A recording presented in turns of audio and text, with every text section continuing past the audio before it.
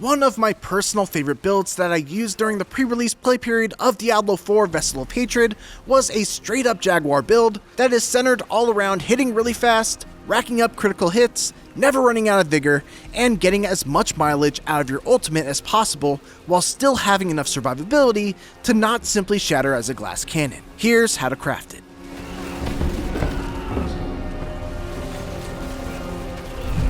Before we begin, a quick note, this is not meant to be a definitive, fully optimized build. This was made during the pre-release period on a private server, with brand new accounts that were made without renown, and all of the legendary aspects and uniques that you see had to be found within a relatively short time span. So just keep that in mind. Alright, what is this build all about? Well, it's about this. Holding down whatever button you assign to Rake and watching things die.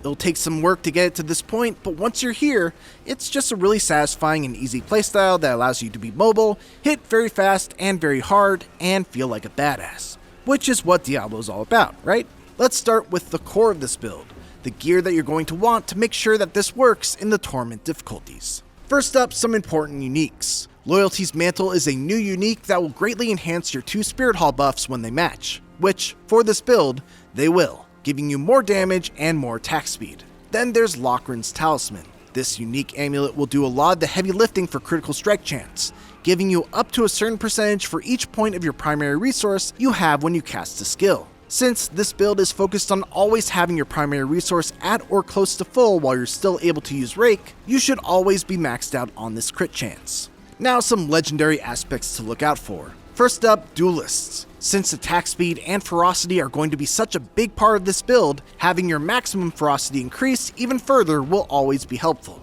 Next up, it's Disobedience. You're definitely going to need survivability for this build, and the aspect of Disobedience is one of the best defensive aspects in the game. You'll be able to build up the maximum amount of armor easily thanks to how fast you'll be hitting. Next up, Accelerating. Critical strikes and attack speed are 2 core elements of this build, and this aspect works with both of them, so it's a no-brainer. Next up, there's Wild Claws. This aspect basically lets you hit twice per Rake, with the second hit dealing a percentage of the damage, so it's definitely something that you're going to want to have. If you don't have Lochran's Talisman, the Ruthless aspect is a decent replacement to get your crit chance a big boost, with it increasing your crit chance every time you use a Jaguar skill for each percentage of the enemy's missing life, actually making it better in certain situations, like against bosses. Edgemaster's aspect is a very solid aspect for a bunch of different classes, and Spiritborn is no different. Like I said before, with this build, you should almost always have your primary resource full, so you should get the max damage benefit from it all the time. And finally, there's the aspect of Plains Power. Since you'll be attacking so quickly, a 25% chance to spawn a circle on the ground that keeps your ferocity steady and also grants you bonus damage based on how many stacks you have is definitely something you should aspire to get. Moving on to a new element of Diablo 4 Vessel of Hatred, runes. One of the big runes that you'll want to look out for is the Sur rune, which grants offering whenever you cast the same non-channeled spell 3 times in a row. Since you'll be casting Rake so quickly, this will fill up fast. I chose to pair this with the Gar rune to give an additional 20% crit chance. Another great rune for this build is the Zon rune, which grants an offering whenever you use an ultimate. Since the Hunter has a modifier that gives it a chance to instantly reset its cooldown, you'll be using this ult quite often, giving you a good way to proc the second rune. My pick here for that second rune was the Thul rune, which casts a Frost Nova, a nice little extra bonus. Moving on to skills. For basic skills, we'll do 1 into Thrash and then do Enhanced, simply because we have to. Moving on to core skills, obviously, max out Rake, enhance it, and choose the Rampant modifier. For the rest of the skills in this category, put 1 point into Vigorous and 3 points into Balance Exertion for some extra damage to Rake. In focus skills, do 1 point into Soar with a point for Enhanced and the Replenishing modifier. Soar is a very versatile skill that lets you engage, disengage, and also makes enemies vulnerable with the Replenishing modifier.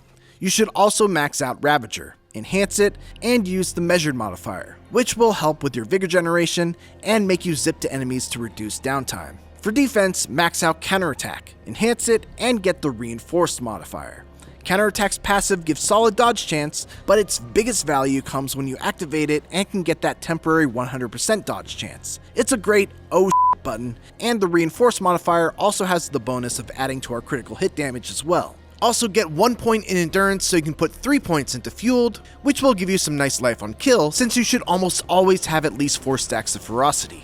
And then put 3 points into both Patient Guard and Auspicious for some extra survivability. We're actually not going to take any usable skills from Potency, but do max out Potent and Furnace to enhance your Jaguar skills and Ferocity. For the ultimate skills, the Hunter is one of the core parts of this build, so max it out and get its 2 modifiers, which will overfill your Ferocity by 4 and also have a 40% chance to instantly reset its cooldown, with that chance diminishing by half every time it works. Also max out Resolution, Sustenance, and Initiative for 3 great perks that will work whenever you cast your ultimate.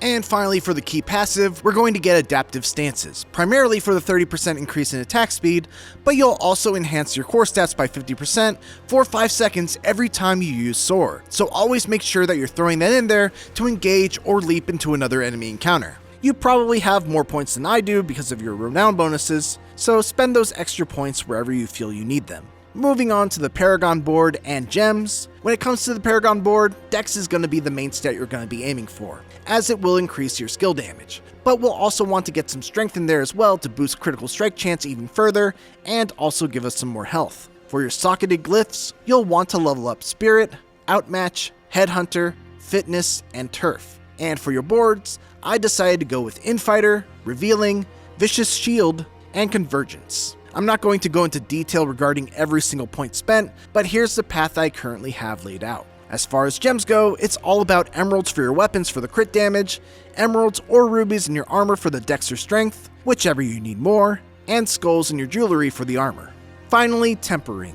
Look, I've got to be real. It was very hard to temper gear once I was in the late game in this pre-release server, due to the absurd costs of low-level crafting materials and how hard it is to come by them in late game activities, so I wasn't really able to experiment all that much. But generally, I'd recommend Worldly Endurance for defensive with a preference for dodge chance or armor for your defensive tempers, Worldly Fortune for utility, and I would just leave it on whatever roll I got, Worldly Finesse for offensive with a preference for critical hit damage, Jaguar Efficiency for resource with a preference for either hunter cooldown or counterattack charges, Jaguar Augments for weapon and take anything other than thrash damage, and Natural Motion for movement with a preference for movement speed.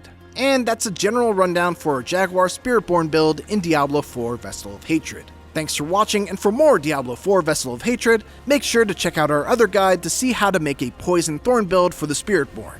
And for everything else, keep it here on IGN.